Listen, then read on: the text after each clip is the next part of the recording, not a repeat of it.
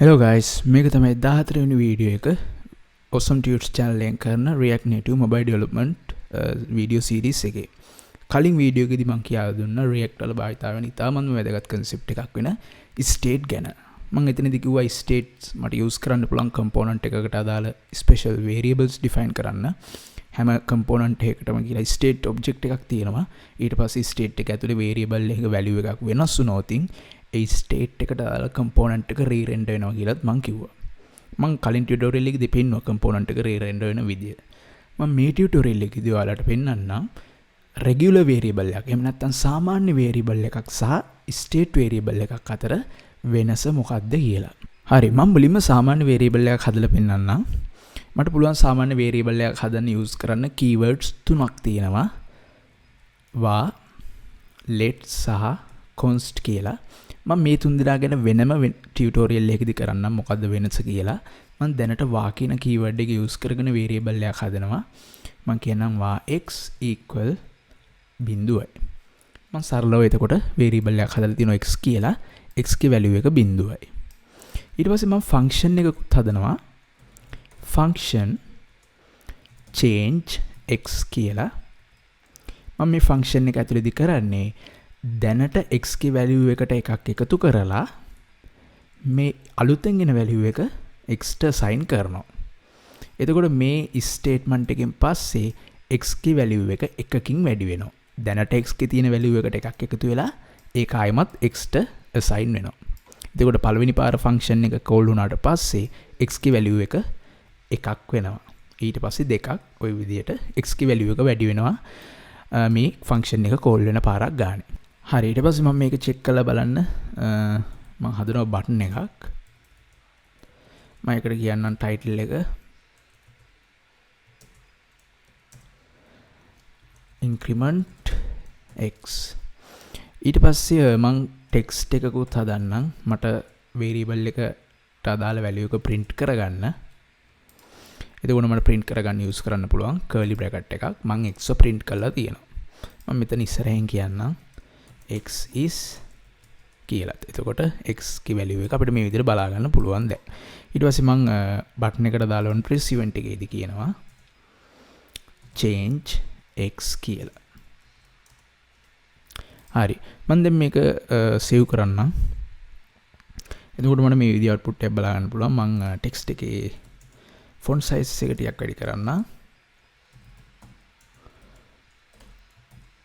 හරි එතකොට ඔන්න දැන් බලා ගන්න පුළුවන් x is 0 කියලා තියෙනවා. පටන් ගන්නකොට x ගේ value එක 0යි හින්දා. මම දැන් මේ බටන් එක ක්ලික් කරනවා. දැන් බටන් එක මම ක්ලික් කරනකොට ඒත් මට x ගේ value එක 0 විදිහට තමයි පේන්නේ. ඇත්තටම ගත්තොත් මේක වෙනස් වෙන බවක් අපිට පේන්නේ නැහැ. මම මෙතන console log එකක් දාලා බලනවා ඇත්තටම මේ variable එක වෙනස් වෙන්නේ නැද්ද? එහෙම නැත්නම් වෙන මොකක් හරි හේතුවක්ද කියලා. මම මේ function එකේ x වෙනස් කරාට පස්සේ x ගේ value එක print කරලා බලනවා. මම දැන් මේක save කරලා බලමු console එකේ මොකක්ද output එක එන්නේ කියලා. හරි එතකොට මම බටන් එක ක්ලික් කරද්දි ඇත්තටම x වෙනස් වෙනවා.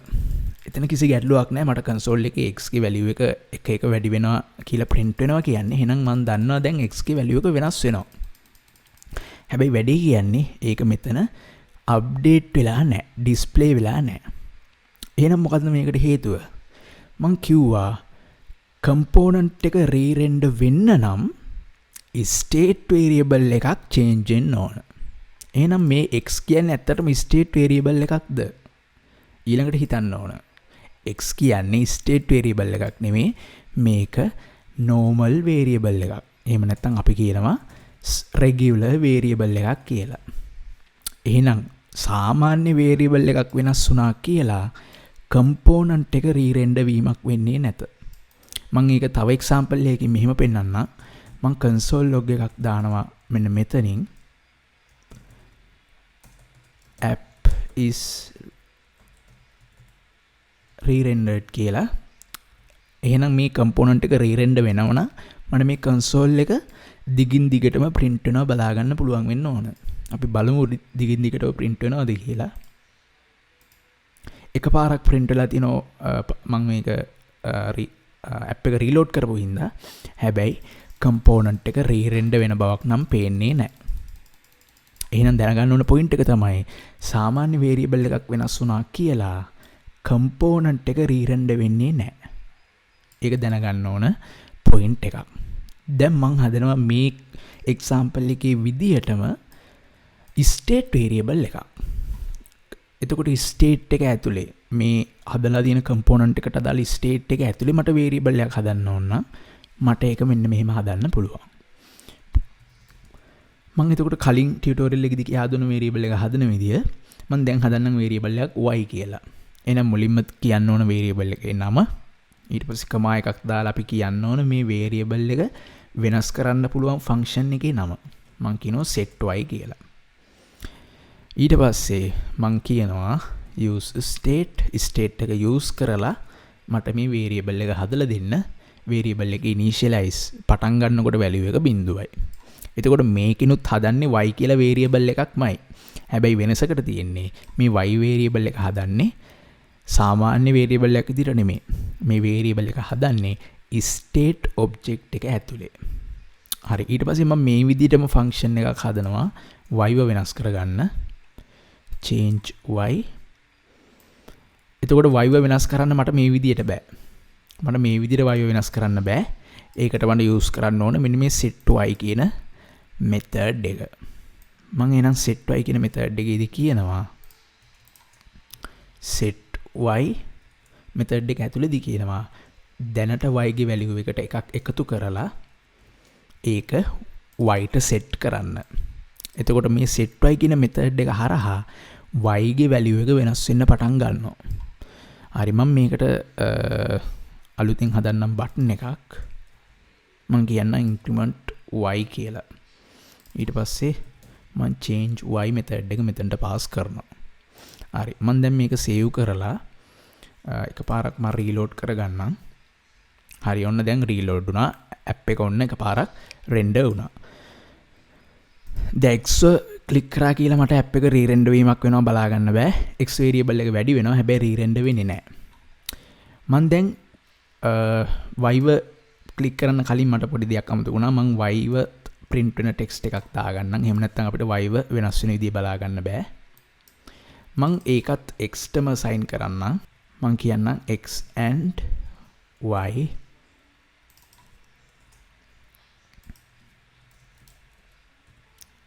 x space y. එතකොට මේ තියෙන පළවෙනි බිඳුවෙන් කියන්නේ x ගේ value එක, දෙවෙනි බිඳුවෙන් කියන්නේ y ගේ value එක. මම දැන් මේක save කරනවා. save කළා මම තව එකපාරක් ආයෙ refresh කරන්නම්.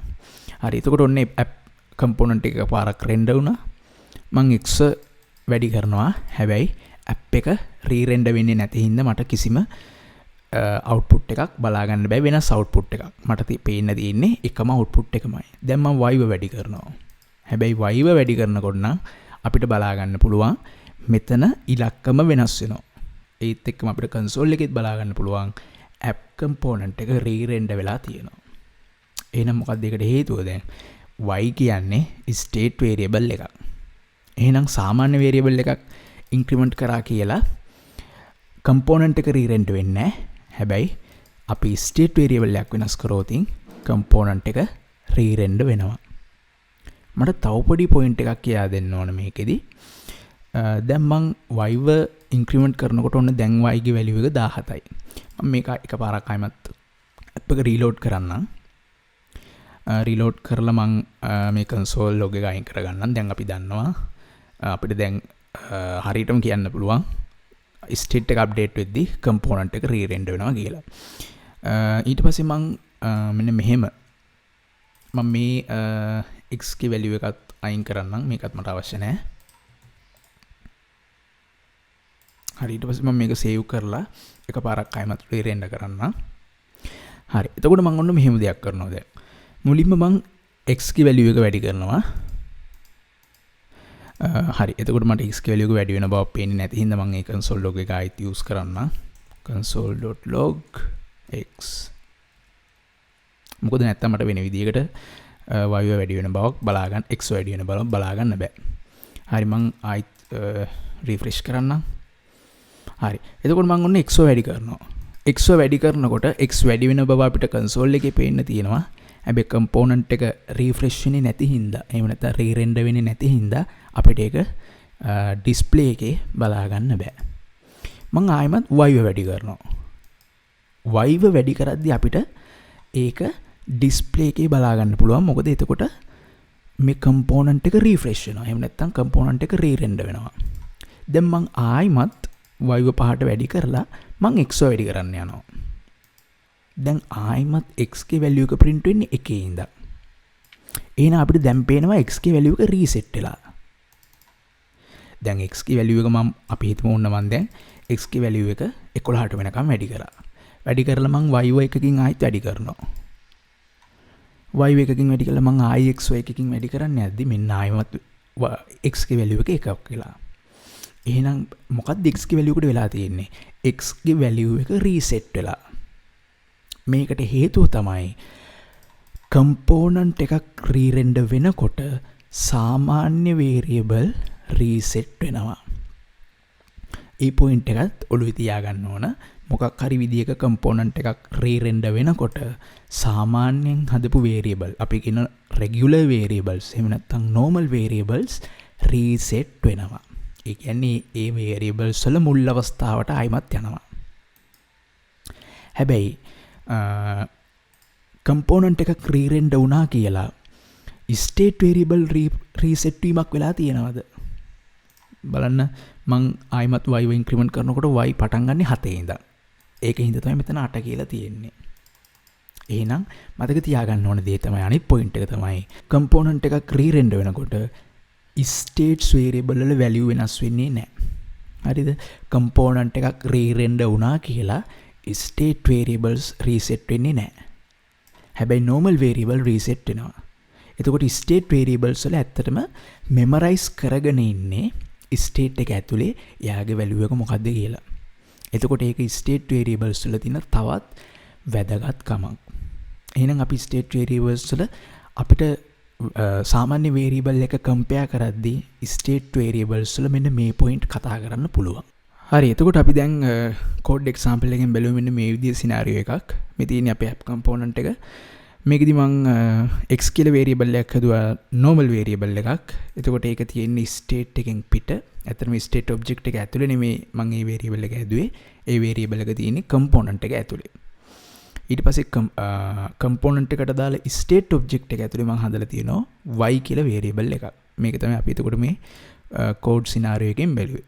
x හදලා තියෙන්නේ කම්පෝනන්ට් එක ඇතුලේ, y හදලා තියෙන්නේ ස්ටේට් ඔබ්ජෙක්ට් එක ඇතුලේ.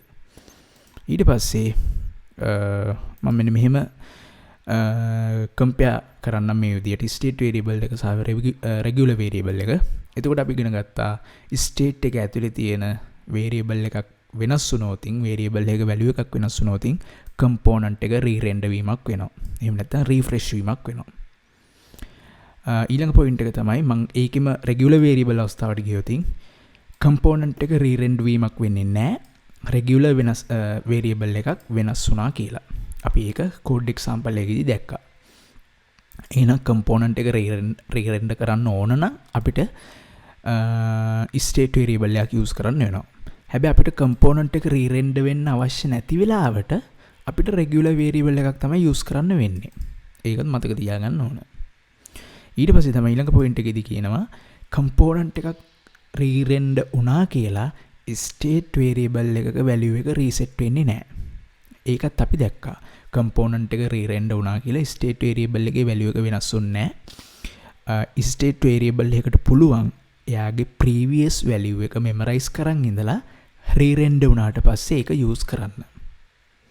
හරි. ඊට පස්සේ රෙගියුලර් වේරියබල් වලදී හැබැයි එහෙම උනේ නැහැ. හැමතිස්සෙම කම්පෝනන්ට් එක රීරෙන්ඩර් වෙන පාරක් ගානේ රෙගියුලර් වේරියබල් එකේ වැලියු එක රීසෙට් වුණා. එහෙනම් අපිට කම්පෝනන්ට් රීරෙන්ඩර් වෙන වෙලාවකදී රෙගියුලර් වේරියබල්ස් යූස් කරන්න බෑ. මොකද රෙගියුලර් වේරියබල් එක හැමතිස්සෙම රීසෙට් වෙනවා. රීසෙට් වෙලා ඒ වේරියබල් එකට දාලා ඉනිෂියල් වැලියු එක විදියට වෙනස් වෙනවා. ඒක තමයි එතකොට මම මෙතනදී පෙන්නලා තියෙන්නේ. මේ තියෙන රීරෙන්ඩර් වෙන්න කලින් අවස්ථාවේ y ගේ වැලියු එක සහ x ගේ වැලියු එක බිඳුවයි. රීරෙන්ඩර් වුණාට පස්සෙත් x ගේ වැලියු එක බිඳුවයි. ඒ කියන්නේ අපිට x ගේ වැලියු එක කොච්චර වැඩි වුණත් රීරෙන්ඩර් වුණාට පස්සේ ආයමත් ඒක ඉනිශියල් අවස්ථාවට යනවා. හැබැයි ස්ටේට් වේරියබල් එකේ වැලියු එක වෙනස් වෙන්නේ නැහැ කම්පෝනන්ට් එක රීරෙන්ඩර් වුණා කියලා. එහෙනම් දැන් ඔයාලට පොඩි අවබෝධයක් එනවා ඇති මොකද්ද මේ ස්ටේට් වේරියබල් එකයි සාමාන්‍ය වේරියබල් එකයි වෙනස කියලා. ස්ටේට් ගැන තවත් දේවල් ඉගෙන ගන්න තියෙනවා. අපි මේ දේවල් ඊළඟ ටියුටෝරියල් එකේදී බලමු.